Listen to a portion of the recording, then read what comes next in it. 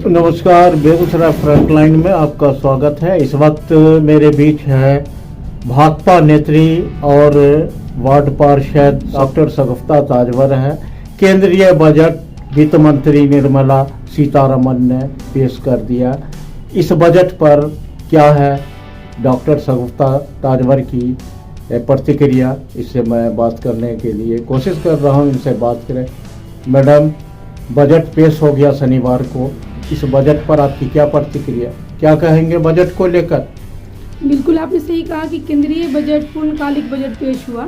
बहुत उम्मीद थी हम लोगों को बजट से, लेकिन इस बजट ने जब पटल पर अपना रूप लिया तो बिल्कुल हम लोग नाउम्मीद हो गए, क्योंकि इस बजट में कुछ भी ऐसा नहीं है जिससे मध्यम और निम्न वर्गीय लोगों को लाभ हो, समुचित विकास की कोई बात हो। बजट का जो एक वर्ड बस पकड़ लिया गया, 12 लाख पर टैक्स छूट, और सारे पेपर सारे न्यूज़ का हेडलाइन बन गया।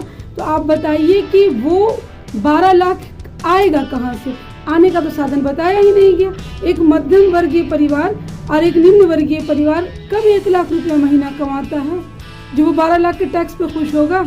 ये तो आपने अपने अमीरों को और अमीर करने का साधन दे दिया। इससे गरीब और गरीब होंगे, क्योंकि अब तो शोषण ज़्यादा होगा, क्योंकि टैक्स का कोई चक्कर उनके साथ हटा दिया गया। टैक्स स्लैब में छूट देने के साथ साथ अगर वो बता पाते कि इससे लोगों की आय में क्या वृद्धि होगी, तब हम लोग जानते। महंगाई की बात होती तब जानते, युवाओं के शिक्षा की बात होती तब जानते। तो बजट से तो और निर्मला सीतारमन जी के भाषण से तो ये सारी चीज़ें ही गायब थी। न महंगाई की बात हुई, न युवाओं के रोजगार की बात हुई, न शिक्षा की बात हुई। यहाँ तो सिर्फ एक कह सकते हैं कि लॉलीपॉप वाला बजट दिया गया है। और ख़ासकर अगर मैं बात करूं उस बजट में बेगूसराय की, तो पूरी तरह उपेक्षित रहा बेगूसराय। बेगूसराय में किसी चीज़ का कहीं भी कोई व्यवस्था की बात ही नहीं है बजट में। हम लोगों ने देखा था कि जब लोकसभा चुनाव था तो नितिन गडकरी जी जब यहाँ आए थे तो उन्होंने कहा था कि आप गिरिराज जी को वोट दीजिए, सामो पुल का निर्माण हम करवाएंगे। कहाँ है बजट में? सामो पुल की तो बात भी नहीं हुई, उसके लिए बजट भी नहीं दिया गया। इंतज़ार लगाए लोग बैठे थे कि सामो पुल पर बात होगी, सामो पुल के लिए बजट मिलेगा। गढ़हरा यार्ड के पास इतनी बड़ी ज़मीन है, उसकी कहीं कोई व्यवस्था नहीं की गई कि उसमें कुछ कारखाने खोल दिए जाए, उसमें कुछ पर्यटन को बढ़ावा दिया जाए। कांवर झील जो बरसों से राह देख रहा है कि बेगूसराय को पर्यटन स्थल का दर्जा मिलेगा, यहाँ पर्यटक आएंगे तो यहाँ लोगों की आय के स्रोत में वृद्धि होगी, पर्यटक स्थल निर्माण करने की भी कोई व्यवस्था नहीं की गई।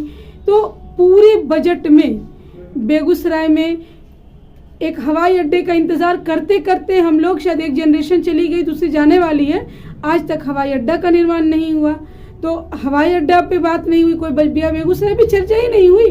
तो हमारे सांसद महोदय वहाँ बैठकर कर क्या रहे थे कि बेगूसराय के लिए किसी चीज़ की वो मांग नहीं कर पाए। बजट नाउम्मीद बजट है, कह सकते हैं कि हम लोग इस बजट से पूरी तरह नाउम्मीद है। न गृहिणियों को लाभ हुआ। महिला है, वित्त मंत्री भी महिला, क्या महिलाओं के लिए क्या इस बजट में खास, महिला बुजुर्गों के लिए क्या है खास? कुछ भी नहीं है। वित्त मंत्री महिला है, लेकिन वो कॉरपोरेट घराने की महिला अपने आप को समझती हैं। आम महिलाओं के लिए, गृहिणी के लिए चावल आटा दाल का दाम कम होता, रसोई गैस का दाम कम होता, उनके लिए उनके बच्चों की शिक्षा का दर कम होता, तब राहत मिलती। तो उन्होंने महिलाओं को ध्यान में रखकर ये बजट बनाया ही नहीं है। मुझे पूरे बजट में बता दीजिए कि महिलाओं के लिए क्या चीज़ है, गृहिणियों के लिए क्या दिया उन्होंने? कुछ भी नहीं दिया। एकदम बजट नदारद है। सिर्फ मतलब कह सकते हैं कि सुनहरा लिफाफा में लपेटा हुआ बजट है वो। सी उम्मीद थी आपको बजट से? मुझे बजट से उम्मीद थी कि वृद्धजनों के लिए कहीं रियायतों की व्यवस्था की जाएगी।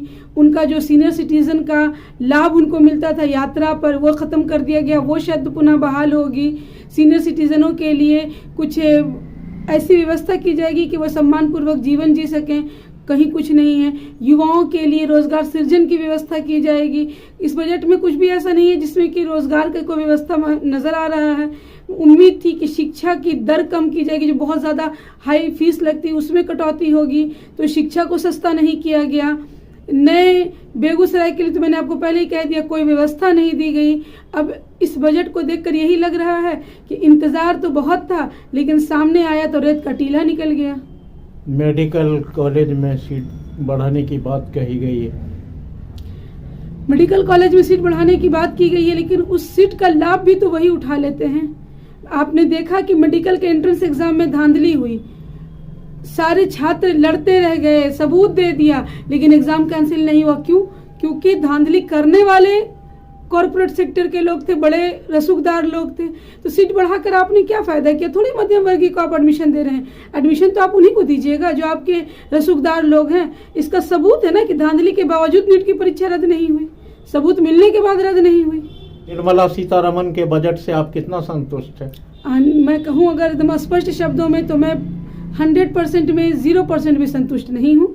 ये बजट संतुष्टि उनको ही दे रहा है जो बड़े व्यापारिक घराने हैं, जिनकी मानसिक आय मतलब कि कमा लेते हैं लाख रुपया महीना, तो 12 लाख रुपया सालाना उनकी आय है, तो वो उनका बजट होगा।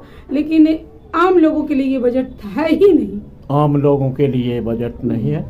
अभी हमसे बात कर रहे थे भाकपा नेत्री वो निगम पार्षद डॉक्टर शगुफ्ता ताजवर। डॉक्टर शगुफ्ता ताजवर ने बजट को लेकर अपनी गहरी प्रतिक्रिया जाहिर की और अपनी बेबाकी से इन्होंने बात कही। देखते रहिए बेगूसराय फ्रंटलाइन।